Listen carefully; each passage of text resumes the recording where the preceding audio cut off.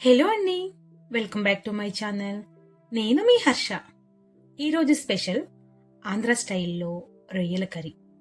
ఎంతో టేస్టీగా, స్పైసీగా, మంచి గ్రేవీగా ఉన్న ఈ రొయ్యల కర్రీ రైస్ కానీ బిర్యానీకి మంచి కాంబినేషన్ అండి. సీ ఫుడ్ లవర్స్కి ఎంతో ఇష్టమైన ఈ రొయ్యలని నా స్టైల్లో కర్రీ ప్రిపేర్ చేయండి, తప్పకుండా ఫిదా అవ్వాల్సిందే. వేడి వేడి అన్నంలో కాస్త రొయ్యల కూర కలుపుకొని తింటే తినే కొద్దీ మళ్ళీ మళ్ళీ తినాలనిపిస్తుంది. ఇది మాటల్లో చెప్పడం కాదు, మీరు కూడా లేట్ చేయకుండా ఈ కర్రీని ఎలా ప్రిపేర్ చేయాలో తెలుసుకుని ఎక్స్పీరియన్స్ చేయండి. తప్పకుండా మీరు కూడా ఫిదా అవుతారు.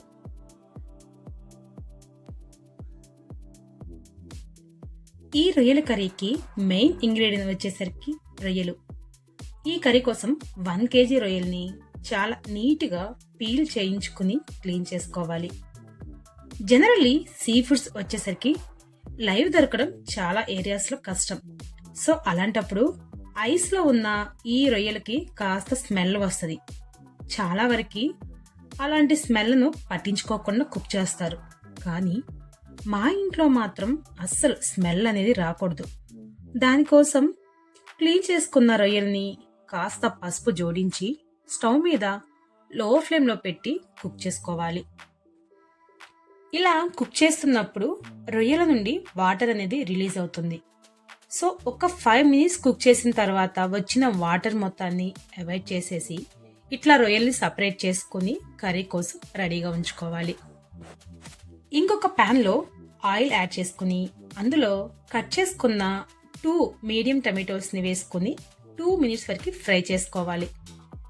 ఇలా కాస్త ఫ్రై అయిన తర్వాత అందులోకి 5 to 6 వరకు జీడిపప్పు, కట్ చేసుకున్న ఎండు కొబ్బరి ముక్కల్ని కొన్నిటిని యాడ్ చేసుకుని మరి కాసేపు ఫ్రై చేసుకోవాలి. ఇలా ఫ్రై అవుతూ ఉండగా అందులోకి ఇంకాస్త గసగసాలు వేసుకొని లో ఫ్లేమ్లో 5 మినిట్స్ వరకు మరి ఎక్కువగా ఫ్రై కాకుండా వేయించుకోవాలి. రిమెంబర్ చేసుకోండి, ఎక్కువగా ఫ్రై అవ్వకూడదు. జస్ట్ టమాటోస్ కున్న పచ్చి వాసన పోయే అంతవరకు వేయిస్తే సరిపోతుంది. అంటే సెమీ ఫ్రై అన్నమాట. ఇంకా స్టవ్ ఆఫ్ చేసుకుని రూమ్ టెంపరేచర్లో కాస్త కూల్ అయిన తర్వాత మిక్సీ జార్లోకి వీటిని ట్రాన్స్ఫర్ చేసుకోవాలి. ట్రాన్స్ఫర్ చేసుకున్న వీటిని చాలా మెత్తగా గ్రైండ్ చేసుకుని ఇలా పేస్ట్ లాగా ప్రిపేర్ చేసుకోవాలి. ఈ మసాలా పేస్ట్ వల్లనే కర్రీకి మంచి టేస్టీ అండ్ గ్రేవీ పర్ఫెక్ట్గా వస్తుంది. ఇంకా ఫైనల్గా ఒక కడాయి పెట్టుకుని అందులోకి కాస్త ఎక్కువగానే ఆయిల్ యాడ్ చేయాలి. నాన్ వెజ్ ఐటెం ఏదైనా కానీ టేస్ట్ కోసం కాస్త ఎక్కువైనా పర్లేదు, ఆయిల్ దిట్టంగానే వేసుకోవాలి.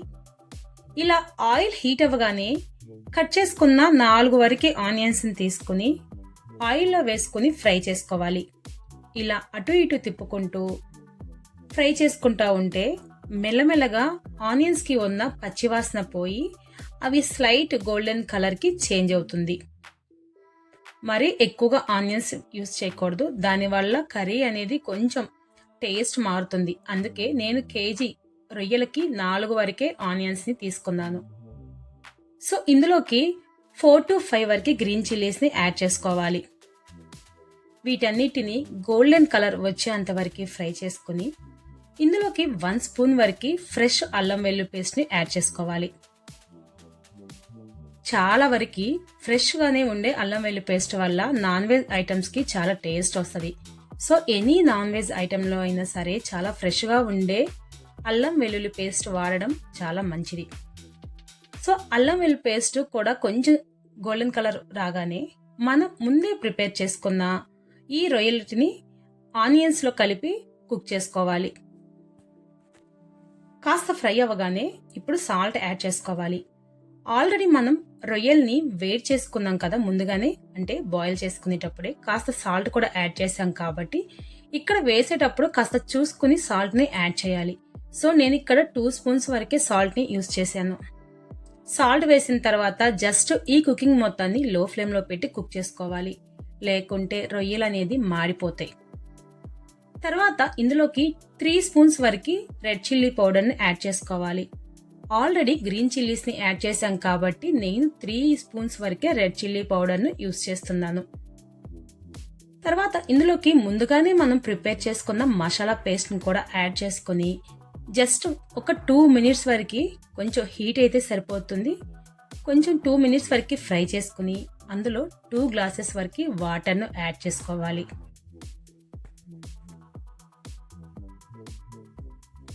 ఇలా వాటర్ యాడ్ చేయడం వల్ల ఈ రొయ్యల కూర చాలా పర్ఫెక్ట్ గ్రేవీగా వస్తుంది. సో ఇప్పుడు లో ఫ్లేమ్ నుంచి హై ఫ్లేమ్ మీద కుక్ చేసుకుంటూ ఒక 5 మినిట్స్ వరకు ఉంచుకుంటే చాలు. చాలా వరకు వాటర్ ఇంకిపోయి మనకి పర్ఫెక్ట్గా గ్రేవీ అనేది వస్తుంది.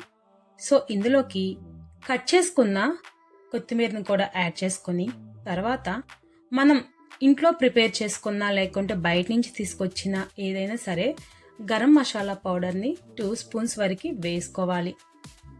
సో బేసిక్గా నేను ఇంట్లో ప్రిపేర్ చేసిన గరం మసాలానే యూస్ చేస్తాను. సో 2 స్పూన్స్ వరకు గరం మసాలాను యాడ్ చేసుకుని ఇంకో 5 మినిట్స్ కుక్ చేసుకుంటే చాలండి. ఆల్మోస్ట్ మనం వెయిట్ చేస్తున్న ఆంధ్ర స్టైల్లో ఉన్న ఈ రొయ్యల కూర అనేది ప్రిపేర్ అయిపోతుంది. చాలా సింపుల్గా చేసుకునే ప్రొసీజరు. చాలా కష్టపడే అవసరం లేదు, చాలా స్మూత్గా వెళ్ళిపోతుంది అంతే. సో ఫైనల్గా ఆంధ్ర స్టైల్లో ప్రిపేర్ చేసుకున్న ఈ టేస్టీ స్పైసీ రొయ్యల కూర రెడీ అయిపోయింది. ఆంధ్ర అని ఎందుకు యూజ్ చేస్తున్నానంటే ఆంధ్రాలో ఎక్కువ చికెన్ మటన్ కన్నా సీ ఫుడ్నే ఇష్టపడతారు. ఎస్పెషల్లీ కోస్టల్ ఏరియాస్లో అయితే మరి బీభత్సంగా రొయ్యలతో చాలా వెరైటీస్ ప్రిపేర్ చేసుకొని తింటాం.